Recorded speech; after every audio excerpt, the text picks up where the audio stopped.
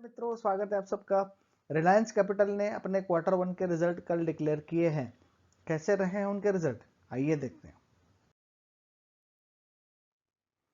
जैसे आपको पता ही है, यहाँ पे 4 कॉलम में नॉर्मली रिप्रेजेंट करते हैं। ये उनका पिछले क्वार्टर का फिगर है जो जून में खत्म हुआ। ये मार्च वाला क्वार्टर है, ये है जून का क्वार्टर लेकिन पिछले साल का, और ये पिछले साल भर की फिगर है। बात करते हैं इनकम की। सबसे पहले 277 करोड़ की इनको इनकम हुई है, जो पिछले क्वार्टर में 356 थी। उसके आगे वाले क्वार्टर में ये 363 करोड़ थी। उसके सामने एक्सपेंस हुए हैं 665 करोड़ के इस क्वार्टर में, जो पिछले क्वार्टर में 2857 थे, और लास्ट वाले क्वार्टर में 479 करोड़ था। यही कारण रहा कि ये सारे क्वार्टर के अंदर और इवन पिछले साल के अंदर भी इनकम हुई है कम और एक्सपेंस हुए हैं ज्यादा। यही कारण है कि वो आपको ये सारे फिगर जो है वो ब्रैकेट में दिख रहे हैं, जो दिखा रहे हैं कंपनी का लॉस। पिछले क्वार्टर में उनको लॉस हुआ था 387 करोड़ का। उसके अगले वाले क्वार्टर में लॉस था 2501 करोड़ का। पिछले साल वाले क्वार्टर में लॉस था 116 करोड़ का, और पिछले साल भर का लॉस उनको हुआ था 5465 करोड़ का।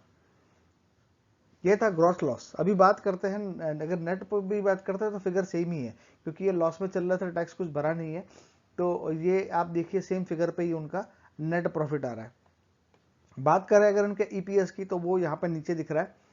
पिछले क्वार्टर का जो भी खत्म हुआ, जो भी डिक्लेयर किया है, वो रहा 15.46 करोड़, वो सॉरी 15.46 रुपीज का ईपीएस रहा, जो पिछले क्वार्टर में 99.6 था, 100 के आसपास माइनस लॉस। लास्ट में सेम क्वार्टर में था 4.61, और पूरे साल भर का पिछला था -217 रुपए पर शेयर।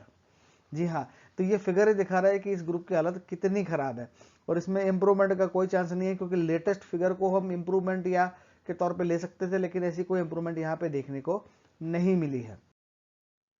इन्होंने नोट्स में भी जो बाकी इनके पंगे चल रहे हैं, बाकी हर जगह पे वही लिखे हैं।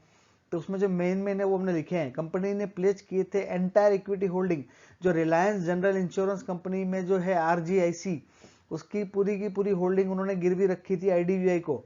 अब बैंक वाले को आप पैसा लोगे और पैसा नहीं दोगे तो वो तो जो आपकी है उसको इन्वोक करेंगे। इन्होंने ऐसा ही किया, तो जो भी प्लेज्ड शेयर थे उन्होंने इन्वोक कर दिया उसको।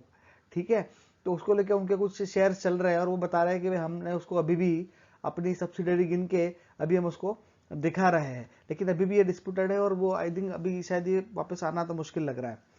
कंपनी के पास और एक नोट में लिखा है 3.35% इनकी होल्डिंग थी निप्पॉन लाइफ एसेट मैनेजमेंट की, जो उन्होंने दे रखी थी एक और बैंक को, आईडीबीआई बैंक को, सॉरी इंडसइंड बैंक को। अभी इंडसइंड बैंक को भी कह रहे हैं कि IBL has illegally invoked the pledge, कि हमने उसको प्लेज रखा, आपने उसको इन्वोक कर दिया।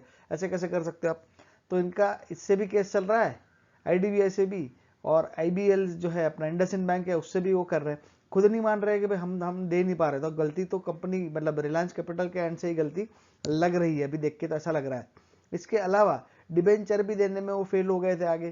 तो ट्रस्टी ऑफ द डिबेंचर जो है, ट्रस्टी तो डिबेंचर होल्डर जो है, उसने कंपनी के खिलाफ प्रोसीडिंग शुरू की है। कहाँ पे शुरू की है? डेट रिकवरी ट्रिब्यूनल मुंबई में। अभी कंपनी के रूल के हिसाब से उनको दिखाना पड़ रहा है, तो वो खुद ही बता रहा है कि हमारे ऊपर ये जो है ये लोगों ने केस करने वाले हैं। Application of the trustee will now be listed after the date recovery tribunal के सामने वो उसके ऊपर कामकाज शुरू होगा। कभी शुरू होगा? जब लिफ्टिंग लॉकडाउन की हटा दी जाएगी कोरोना की, कोविड-19 के चलते, इसलिए वो थोड़ा इनको ब्रीदिंग टाइम मिला है। जैसे ही ये शुरू होगा तो इनके ये डेट रिकवरी का काम भी, ये एक और केस मतलब इनका शुरू हो जाएगा। तो ये हर जगह से इनकी तकलीफ जो है वो बनी हुई है, जो उनके नोट्स में उन्होंने साफ साफ लिखा है। भैया मैसेज ये है कि दूर रहो। अभी तो यही समझ में आ रहा है जो उन्होंने जो कुछ भी लिखा है और जो कुछ भी रिजल्ट अभी डिक्लेयर किए हैं।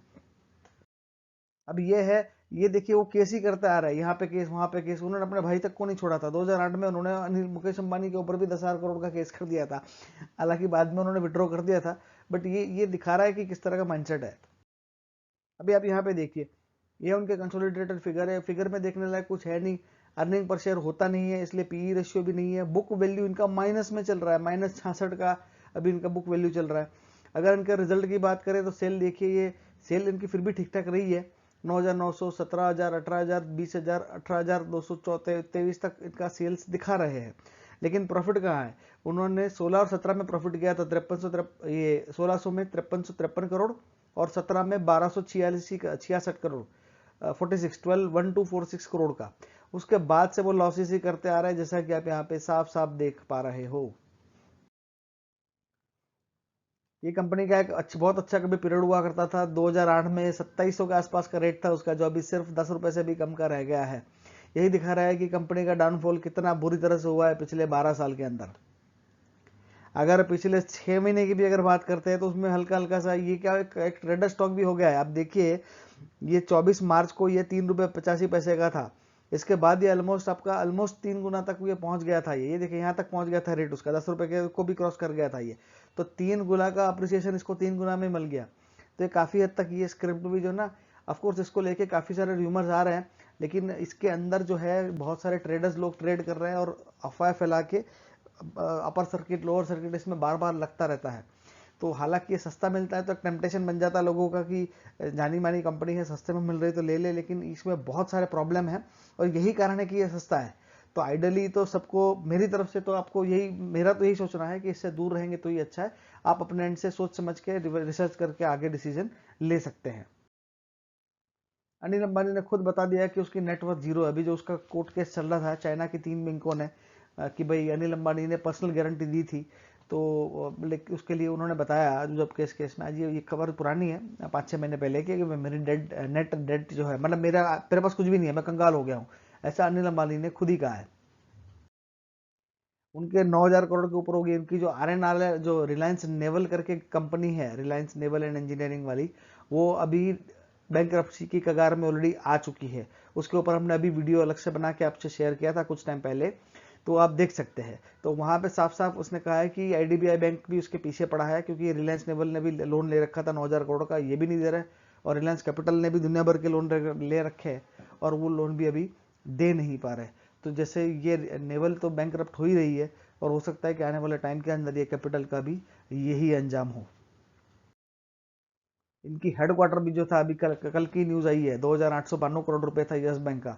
तो इन्होंने किसी बैंक को नहीं छोड़ा, IDBI bank, IndusInd bank, yes bank, इस सबको इन्होंने, इनफैक्ट इसमें IDFC फर्स्ट बैंक में भी रिलायंस ग्रुप का कुछ एक्सपोजर है।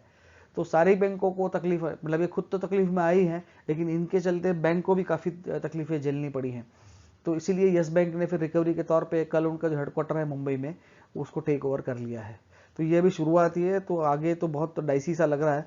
तो सोच समझ के इसमें आगे बढ़ना सबके लिए फायदेमंद रहेगा। मित्रों, यहीं पे वीडियो समाप्त करेंगे। आपको कैसा लगा, लाइक करें, कमेंट करें, शेयर करें, सब्सक्राइब करें। वीडियो देखने के लिए धन्यवाद।